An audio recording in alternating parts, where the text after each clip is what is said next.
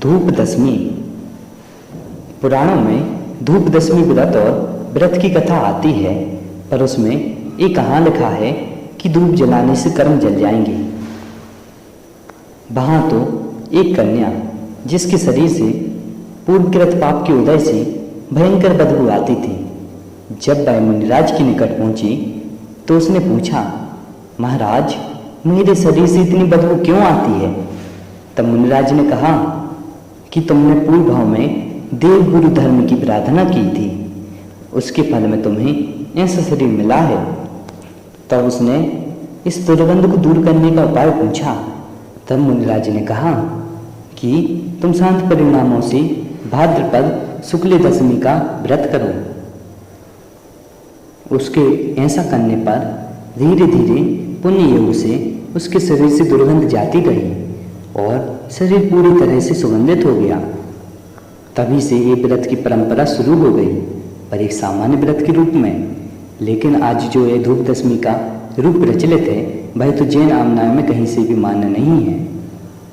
भाई, संपूर्ण विश्व में विख्यात है कि जैन धर्म अहिंसामयी है। सारी दुनिया जिस अहिंसा धर्म के आगे नतमस्तक है, वहीं उसी के अनुयायी आज के दिन धर्म के नाम पर हिंसा का तांडव करते हुए दिखाई देते हैं। कैसी विडंबना है! जिस संयम धर्म के दिन हम इंद्रिय संयम प्राणी संयम की बात करते हैं, उसी दिन हम अनंत जीवों की हिंसा करते हैं।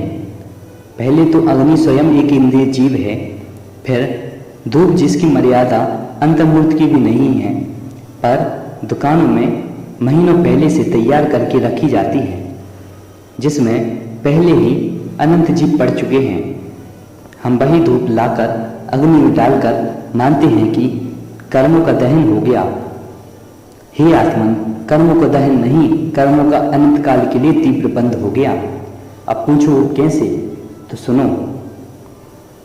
जिनवाणी में कहीं भी ऐसा उपदेश नहीं है कि हिंसा में धर्म होता है, जबकि हमने आज के दिन ही हिंसा धर्म के नाम पर की है।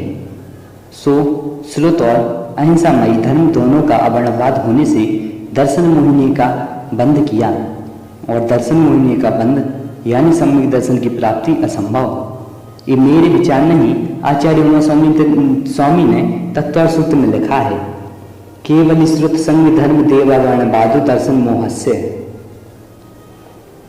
6वें अध्याय का 13वां सूत्र है। भाई, ऐसा करने से पहले एक बार तो विचार करो कि अनंत जीवों की हिंसा करके धर्म कैसे होगा। यदि कर्मों को जलाने का ही उपाय था, तो इतने तीर्थंकर भगवान और दिगंबर साधुओं ने कर्मों की निर्जरा के लिए इतनी तपस्या ही क्यों की? वे भी अग्नि में धूप डालकर अपने कर्मों को जला देते। हे आत्मन, यदि सच में संसार से थकान लगती हो, संसार के दुखों से भयभीत हो, दुखों से छूटना चाहते हो, तो आज एक संकल्प करो कि अब तक भले ही अज्ञानता की हो, पर आज से इस अज्ञान को छोड़कर हम मंदिर जी में कभी भी धूप दशमी के दिन धूप आदि नहीं जलाएंगे। डॉक्टर रंजना जैन, दिल्ली द्वारा ये लेख प्रकाशित किया गया है। जय जिनेंद्र।